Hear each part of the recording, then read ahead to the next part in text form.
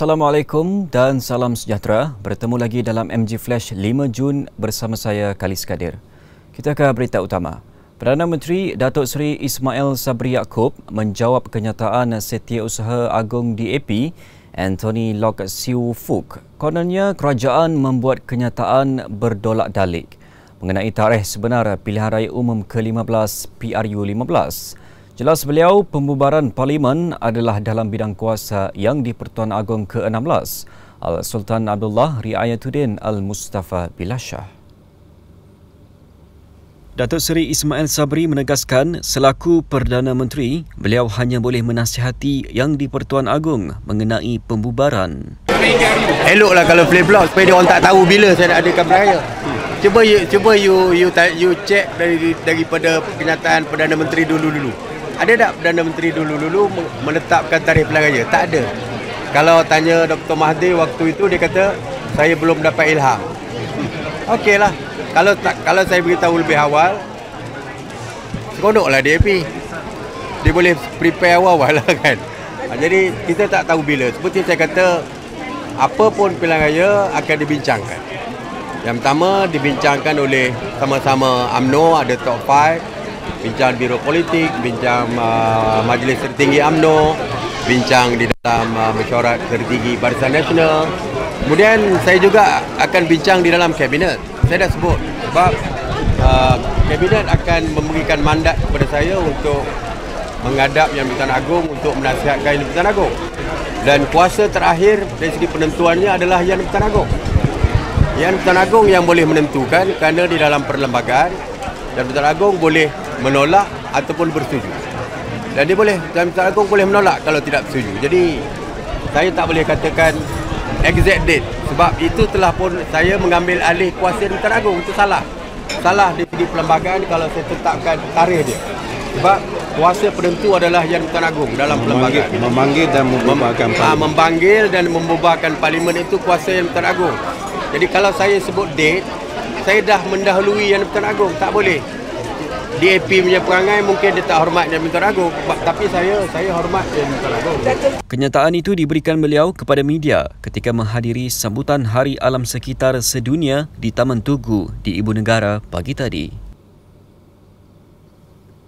Dalam isu berasingan ketika ditanya mengenai kedudukan Menteri Perusahaan, Perladangan dan Komoditi, Datuk Zuraida Kamaruddin, Perdana Menteri berkata beliau masih belum berjumpanya. Jelas beliau, ketika ini ahli Parlimen Ampang itu masih bercuti. Masih terlalu awal lah sebab kita tak bincang detail dalam Kabinet. Ya, Kabinet meeting minggu ni akan dibincangkan? Belum lagi. Cuma last week Menteri Undang-Undang mencadangkan. Jadi kita kata kita boleh lihat secara lebih detail lah. Tapi point of view you kata, ya? Point of view you sendiri mana? Kita tak boleh point of view saya. Kabinet meaning semua menteri. Ya, kita tunggu. Detail nanti kita akan bincang dalam Kabinet. Ya? Belum lagi, dia cuti lagi. Belum, dia dah cuti lagi. Tarikh nanti saya akan tetapkan. Kedudukan Datuk Zuraida di dalam Kabinet menjadi tanda tanya selepas beliau mengumumkan keluar daripada Bersatu sedangkan pelantikannya dibuat atas kota parti itu. Perkembangan anak bunuh ibu di Taman Krian Parit Buntar Perak. Ketua Polis Negeri Datuk Mior Faridal Ashros Wahid berkata, bau busuk membawa kepada penemuan 15 keratan bahagian badan seorang wanita warga Emas dalam tangki kumbahan. Katanya, aduan daripada jiran tetangga mengenai bau busuk luar telah membawa kepada penemuan potongan mayat mangsa. Menurut Datuk Mior Faridal Ashros, pemeriksaan di bahagian belakang rumah kemudian menemukan potongan mayat di dalam saluran najis yang ditutup menggunakan papan kayu. Jelas beliau, sebelum ini polis menerima laporan anak perempuan mangsa mengenai kehilangan ibunya beberapa hari lepas. Mengulas mengenai suspek, Datuk Mior Faridal Ashros berkata, lelaki berkenaan dikatakan mempunyai masalah mental dan permohonan reman terhadapnya akan dibuat pada hari ini bagi membantu siasatan lanjut di bawah Seksyen 302 Kanun Kesiasaan. Semalam polis menahan suspek yang dipercayai membunuh dan memotong badan ibunya susulan penemuan potongan-potongan daging menyerupai anggota badan manusia di dalam tangki kumbahan rumah itu kira-kira 3.30 petang. Mangsa hanya tinggal berdua bersama suspek di rumah itu sejak 12 tahun lalu selepas suami mangsa meninggal dunia dan mereka menjalankan urusan jual beli barangan terpakai. Berita seterusnya, seorang wanita dan dua lelaki ditahan kerana disyaki terlibat dengan kes curi sport rim dan tayar kereta di sebuah bengkel di Industrial Park Ampang, Kelmarin.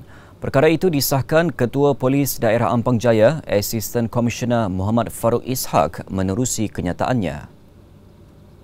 Menurut beliau, turut dirampas 3 telefon bimbit serta 2 kereta jenis Proton Wira Aerobag dan Proton Wira yang digunakan semasa kejadian. Tambahnya, suspek yang berumur 23 hingga 33 tahun itu juga mempunyai rekod jenayah lampau berkaitan dadah dan jenayah. Kesemua suspek direman hingga 7 Jun ini untuk siasatan mengikut Seksyen 379A-1 Kanun Kesiasaan kerana mencuri komponen kenderaan.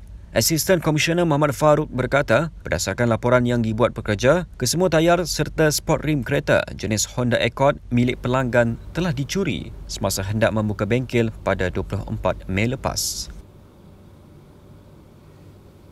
Seorang lelaki yang dikuatiri dihanyutkan arus deras semasa menjalankan aktiviti menjala ikan di Sungai Perak di Kuala Kangsar ditemukan mati lemas. Dalam kenyataannya, Jabatan Bomba dan Penyelamat JBPM Perak memaklumkan mayat mangsa ditemukan terapung berhampiran tebing sungai pada jam 7.19 pagi tadi.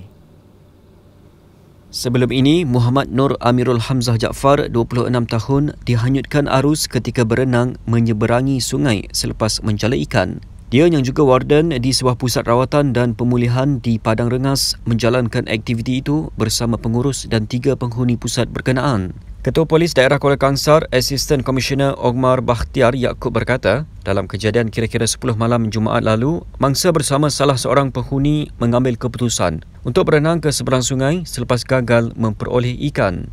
Bagaimanapun, mangsa dikatakan terus dihanyutkan arus deras.